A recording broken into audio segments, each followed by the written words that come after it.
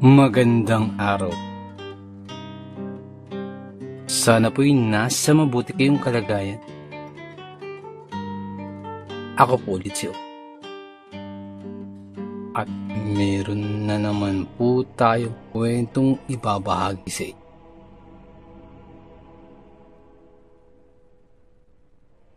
Ang kwentong ito ay ibinahagi ng isa sa ating mga tagapakinig.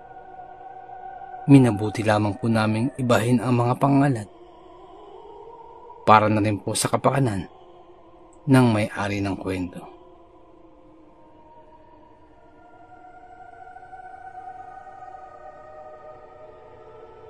Pakinggan po natin. Dekada 80. Overseas worker si Manuel sa bansa ng Saudi Arabia. 2 taon na siyang nakadestino doon bilang isang accounting clerk ng isang malaking korporasyon.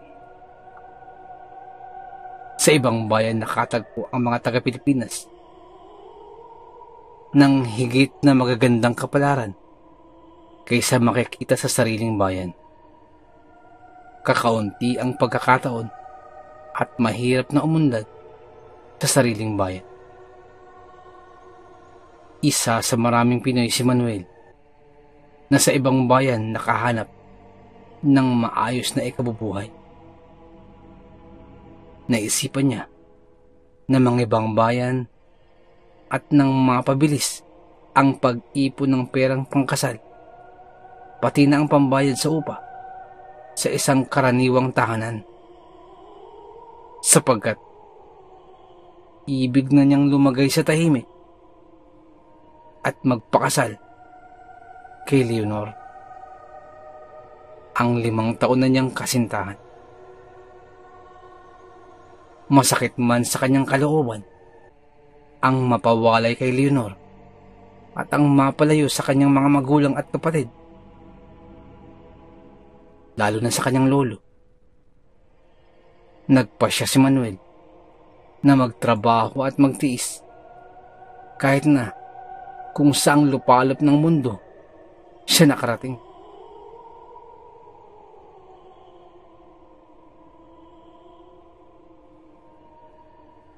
Mahusay na empleyado si Manuel. Matalas ang kanyang isip at masipag. Bukod tangit, isa siyang nilalang na tunay at buo ang relasyon kay Hesukristo. Madasalin siya at mapagbasa ng Biblia. Dala marahil ng marubdob niyang paniniwala sa kapangyarihan ng Diyos. Nakapanggagamot si Manuel sa mga may sakit. Pastor ang tawag sa kanya ng mga kasamahan sa trabaho. Naaangkop na bansag sapagkat sa tuwing magsasalo-salo sila o may anumang pagtitipon, ay siya ang namamahala sa pagdarasal ng pasasalamat sa Diyos. At sa ibang pagkakataon naman, ay binabasahan niya ng Biblia at binibigyan niya ng gabay ang kanyang mga kasamahan. Kung may nagkakasakit at lumalapit sa kanya upang magpagamot sa pamamagitan ng dasal, tinatanggap ni Manuel sa loob ng kanyang pamamahay ang ganong mga nangangailangan ng tulong. Maraming bawal sa Saudi sa kadahilan ng naiiba ang kanilang kultura at relihiyon ng mga tao ron. Kinailangang makibagay ni Manuel at ng kanyang mga kasamahan sa naiibang kaugalian at nang sila ay hindi mapasama. Bilang halimbawa, ang lalaki doon ay hindi maaaring makipag-usap sa babae o di kaya ay makitang may kasamang babae sa lansangan, maliban na lamang kung ang babae ay ang kanyang asawa.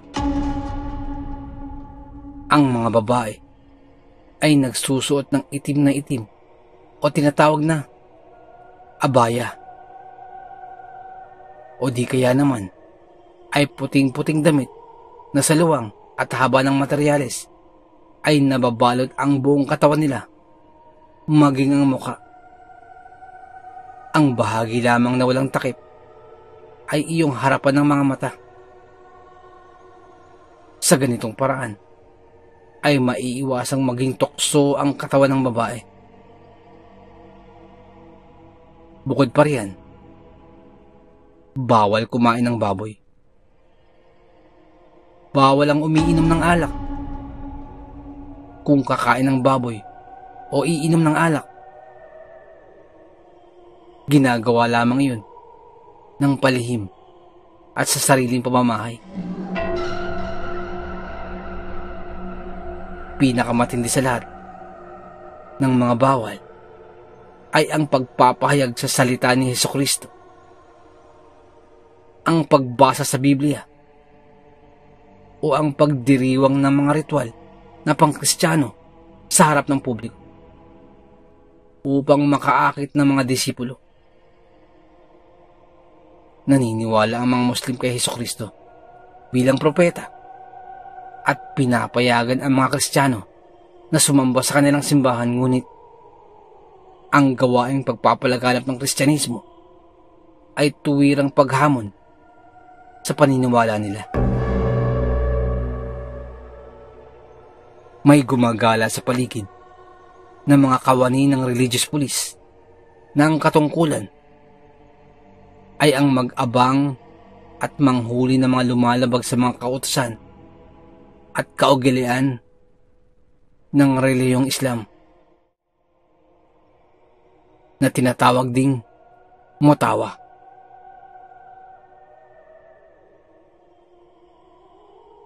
Kay ingat din sa mga karaniwang mamamayan na mainit ang mata at pakialamero na nagsusumbong sa mga pulis kapag dakang may nakita silang lumalabag sa mga kautusan. Hindi lingid sa kaalaman ni Manuel na sa Saudi ay bawal ang magturo at magpalaganap ng ibang relihiyon. Bukod sa Islam, ang parusa sa paglabag sa nasabing kautusan ay ang malagim na kamatayan sa pamamagitan ng pagpugot sa ulo. Kung kaya't si Manuel ay maingat na ginagampanan ang kanyang pagiging pastor at nagtuturo at binabasahan ng Biblia ang mga kasamahan tuwing araw ng pangilin. Doon lamang niya ginagawa ito at sa loob ng kanyang pamamahay.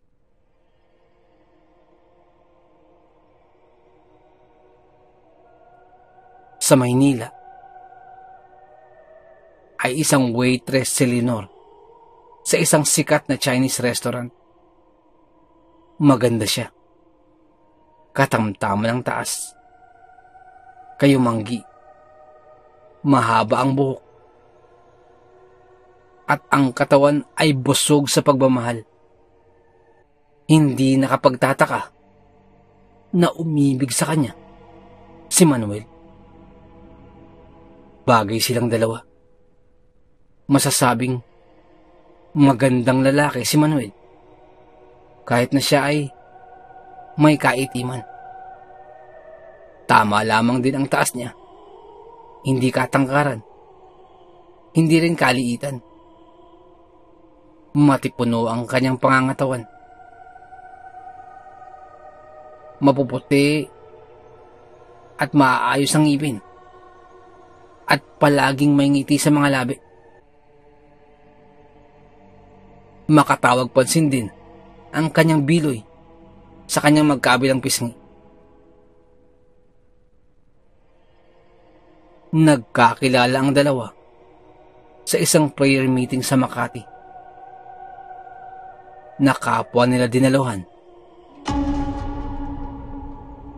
May magandang tinig si Leonor. Sa mga nasabing prayer meetings, ay madalas na si Leonor ang nangunguna sa pag-awit ng mga himno. Sa kadalasan ng pagkikita nila at palibasa ay magkalapit ang kanilang mga bahay na inuuwian sa Quezon City. Naging laging magkasabay sa pag-uwi sina Leonor at Manuel. Naging malapit sila sa isa't isa. Hanggang sa dumating ang araw, nakapaglakas ng loob ang binata at naipagtapat sa babae ang kanyang paghanga at mataimtim na pag-ibig. Sinagot naman siya ni Leonor ng isang matamis na oo.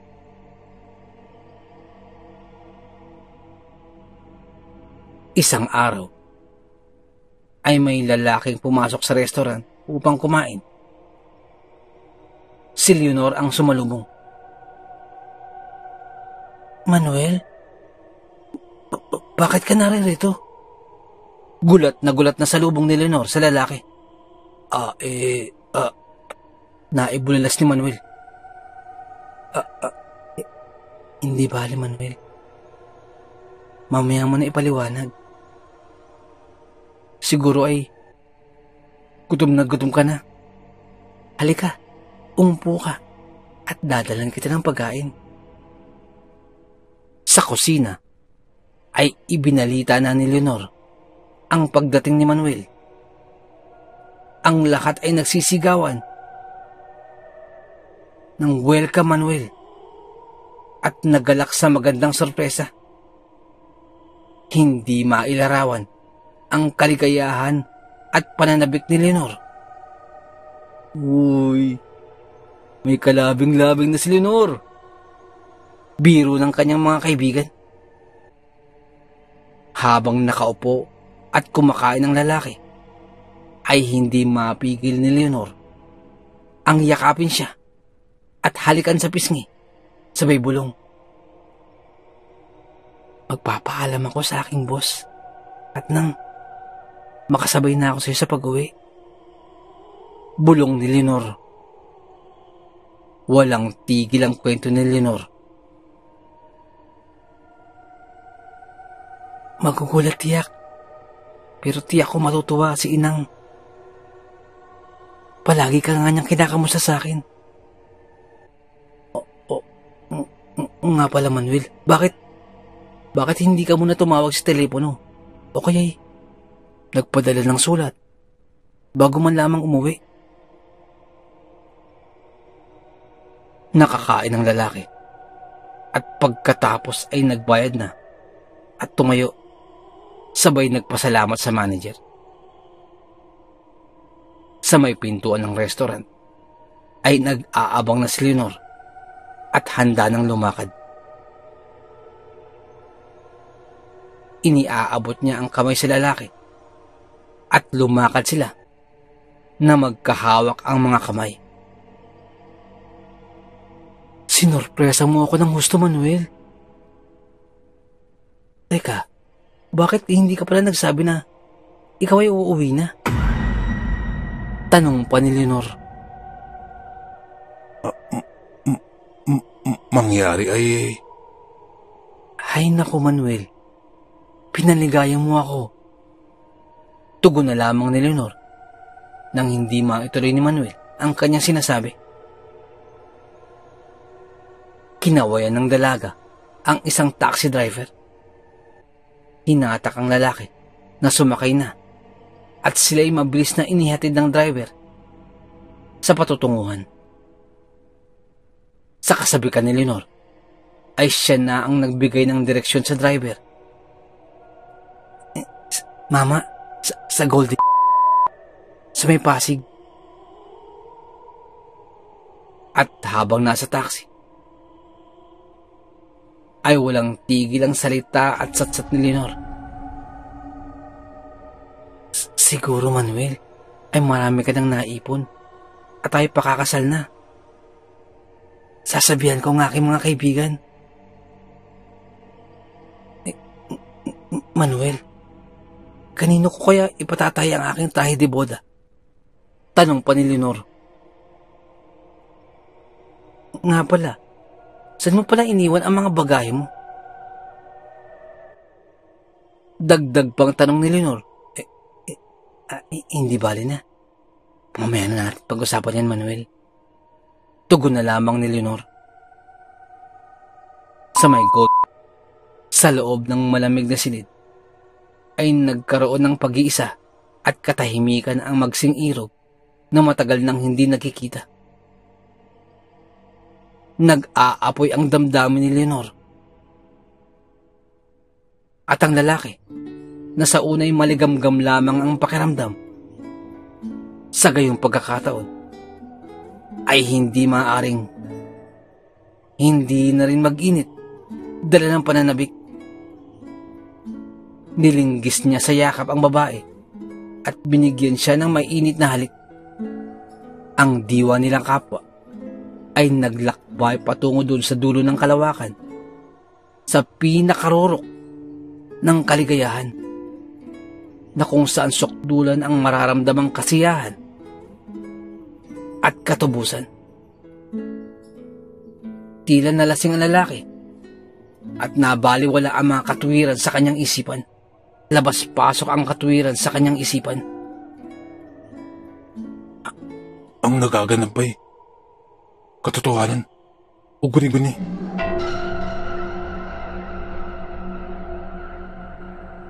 Sa kanyang isipan, ang nagaganap ba ay katotohanan o guni-guni? At doon ay nagsalo sila sa paliligo sa ilalim ng dutsa na nagsabog ng maligamgam na tubig sa kanilang mga nagbabagang katawan. Di nagtagal at itinanghal sa gitna ng malambot na kutsyon ang pag-iibigan ng isang Eva at isang Adan na kapwa punong-puno ng pananabik, pangingitil at pagkawala sa sarili. May malaking salamin sa kisame sa tapat ng kama at ito ang naging natatanging saksi sa pagtatalik ng nag-iibigan. Ang diwa nila kapwa ay naglakbay patungo doon sa dulo ng kalawakan, sa pinakarorok ng kaligayahan, na kung saang sukdulan ang mararamdamang kasiyahan at katubusan. Tila nalasing ang lalaki at naglabas-masok ang katuwiran sa kanyang isipan. Ang nagaganap ay katotohanan o guni-guni?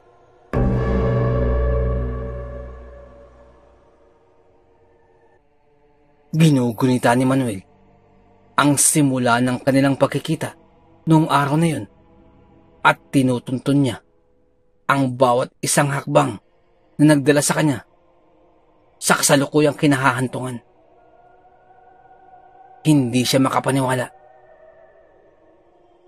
Nasabi na lamang niya sa kanyang sarili, Hindi ko alam. Hindi ko maintindihan kung paano ako napasok sa ganitong kalagayan. Ngunit, di bale, Leonor! Ganda mong nilalang. Nakababaliw ang iyong bango at kariktan. Sa paghaplos sa katawan ng lalaki, ay napansin ni Leonor na ang tattoo ni Manuel sa likod, sa may gawing kaliwang paypay, ay wala na. Tumakbo ng mabilis sa kanyang isipan.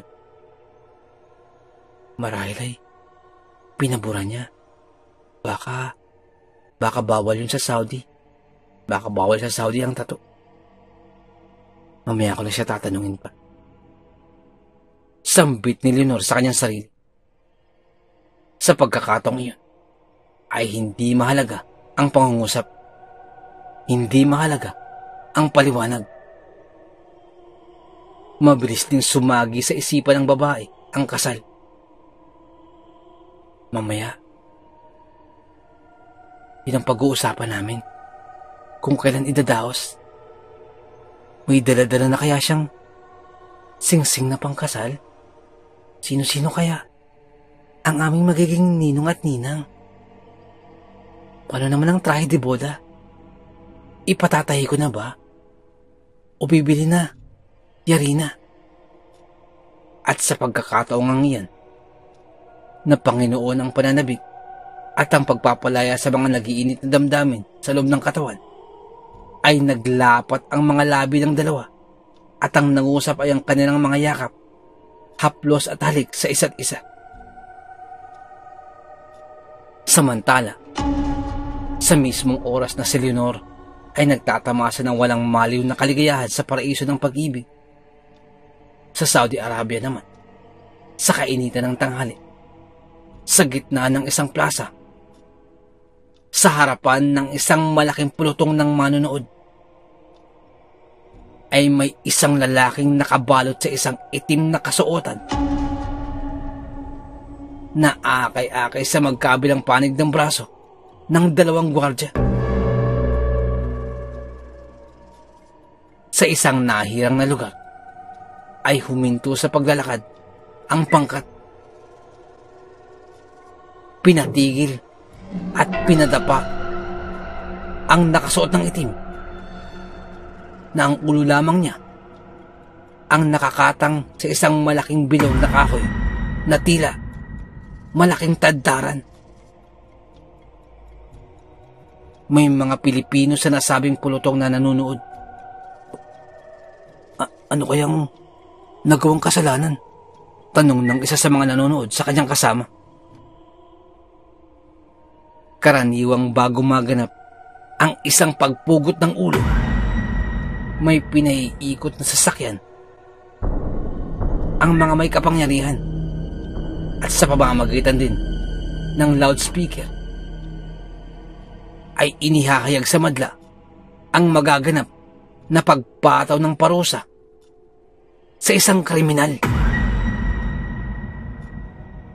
Sa pagkakataong ito ay hindi masyadong mawatasan ang mga talastas sa dahilan ng medyo garalgal ang tunog ng loudspeaker. Nagbubulong-bulungan ang mga magkakasama.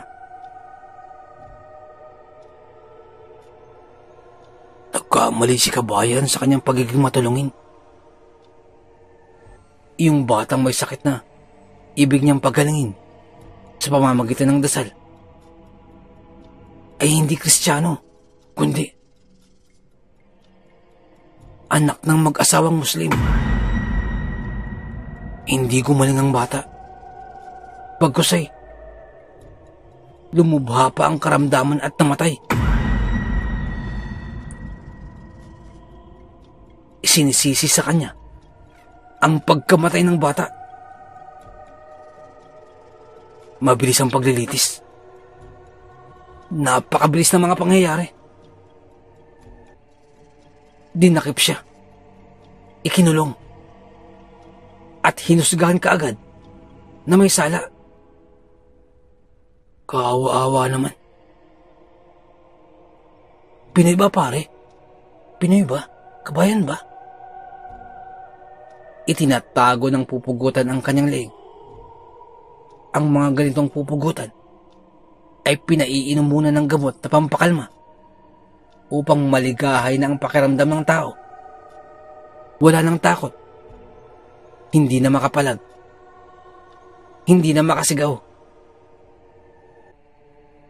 Ngunit, ang taong ito ay umuusal ng dasal at pilit na pinaiikli ang leeg at nang hindi ito kaagad mapuntirya ng berdugo. Ibig niyang tapusin ang kanyang dasal. Panginoong Hesukristo, ikaw ang Panginoon sa buong sanlibutan. Mamamatay ang aking katawan, ngunit mabubuhay ang aking espiritu. Sasama sa iyo, Panginoon, sa iyong kaharian. Alay ko sa iyo ang aking buhay.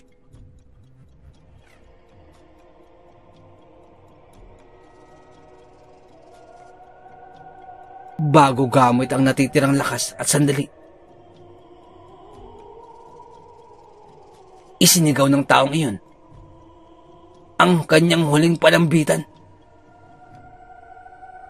Sa mga sandaling ito, ay nasa bingit na ng kamatayan si Manuel. At ang gamot na pinainom sa kanya na pampakalma at halos makatulog siya, ay tila hindi na umiepekto, sapagkat sari-sari na ang sumasagi sa kanyang isipan. Nang ilang sandali pa, ay biglang may narinig siyang salita ng isang lalaki na pamilyar ang kanyang boses. At ilang sandali pa, ay napaluha si Manuel nang hindi sinasadya. Bigla niyang naalala ang kanyang pamilya na naiwan sa Pinas. Ganon din ang kanyang lolo na nagpalaki sa kanya. Tila nag-flashback ang kanyang mga gunita, simula pa nung siya ay musmus pa at habang nasa probinsya pa lamang. Lalong naantig ang kanyang damdamin.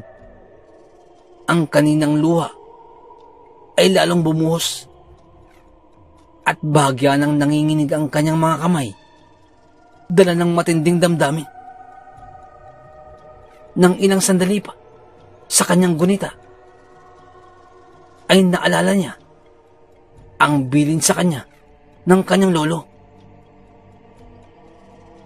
Nung unang beses pa lamang siyang lumuwas ng Maynila. Manuel, apo, tandaan mo itong ibibigay ko sa iyo, ha? Minana ko pa ito sa iyong mga ingkong. Ano po yan, Lo? Tugon ng binatang si Manuel.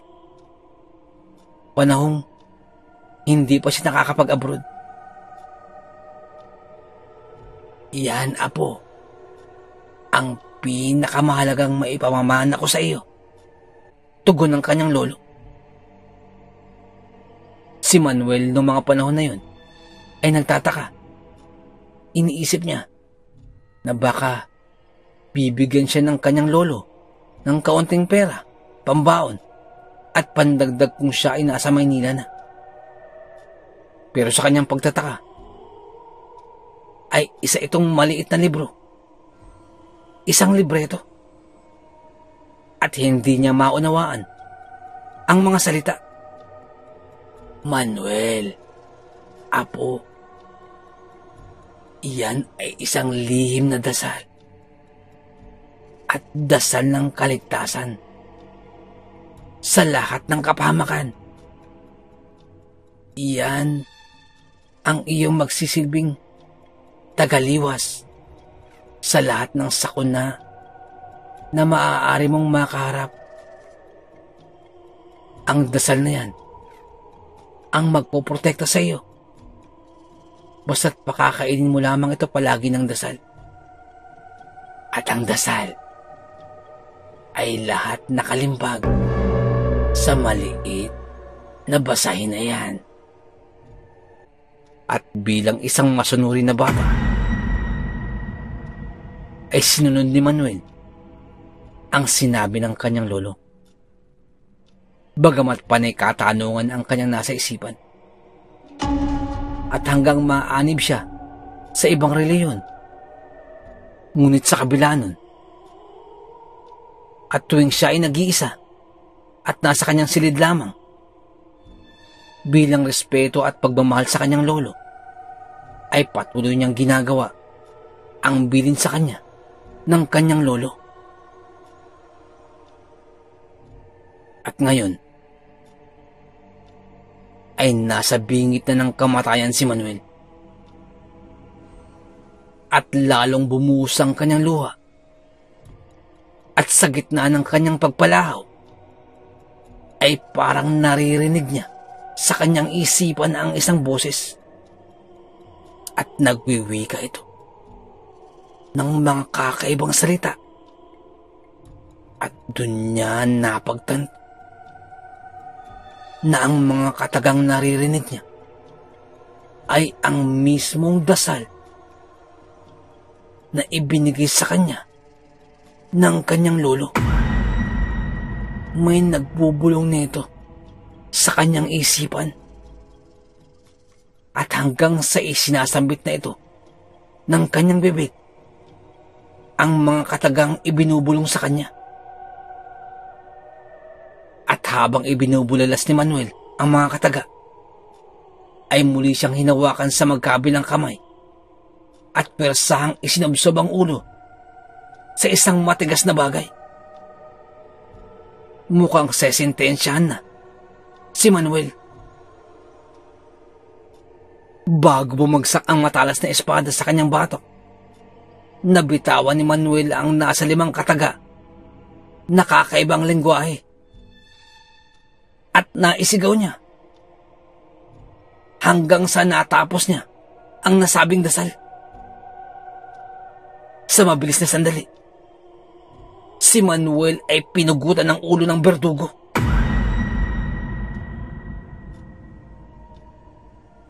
Parusa ito.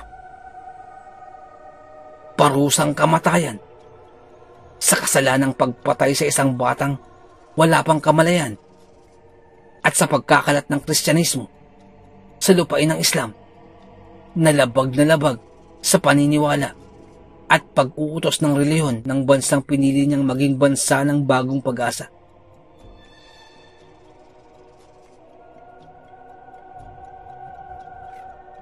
Nakarinig si Manuel ng malakas na parang nagpipingki na 2 bakal at parang may bumagsak sa sahig.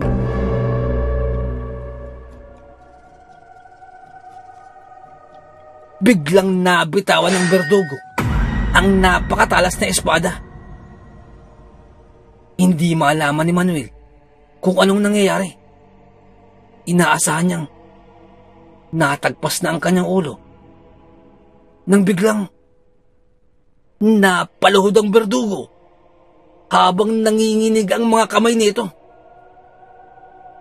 sapagkat ang hawak ng espada ay naputol. At maging ang mga kasama nito ay gulat na gulat. Pati na ang mga humawak kay Manuel. At ang isang bagay na bumagsak sa buhangin na inaakala niyang ulo niya ay naging isang repolyo.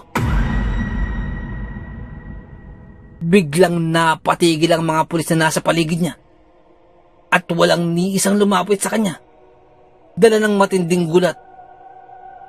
Ang berdugo naman ay tumatangis nang makita ang buong kaganapan sa kanyang harapan at tila nagsasalita ng Arabic, dala ng matinding gulat. Nilapitan si Manuel ng isang religious police. Ngunit sa pagkakataon ngayon, ay wala nang banta ng karahasan ang pagkakahawak kay Manuel. Agad siyang isinakay sa mobil ng pulis at agad pinroseso ang kanyang pagpapadeport sa Pilipinas.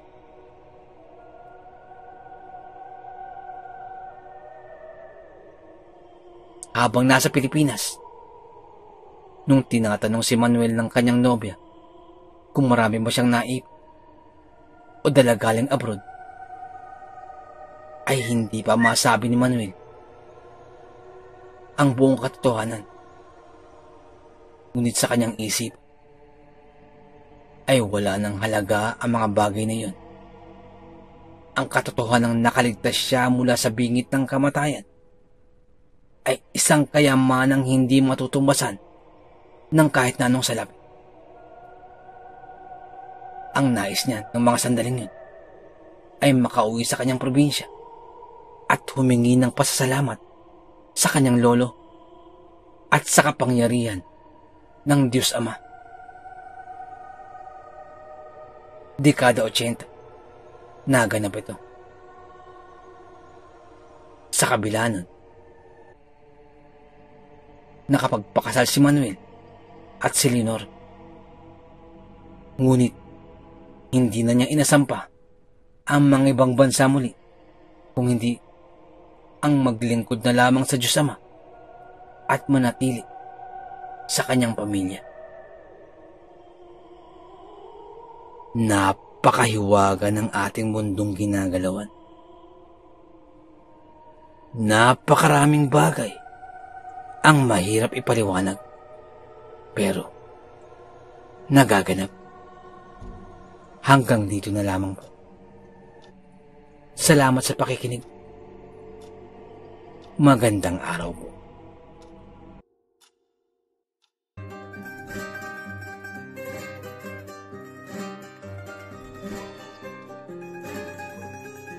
Nais ko lamang pong magpasalamat sa lahat po ng sumusuporta sa ating channel.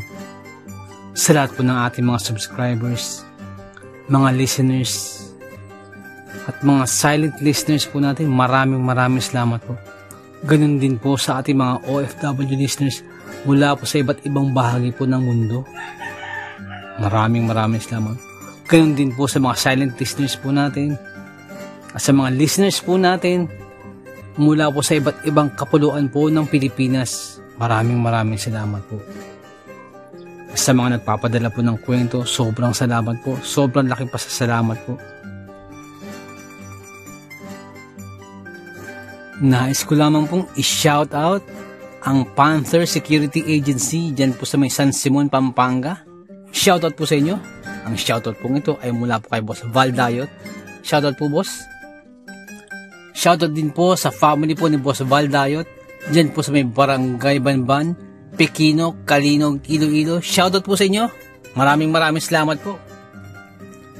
And happy birthday din po kay Boss Joel Acosta. More birthdays to come, more blessings, and good health.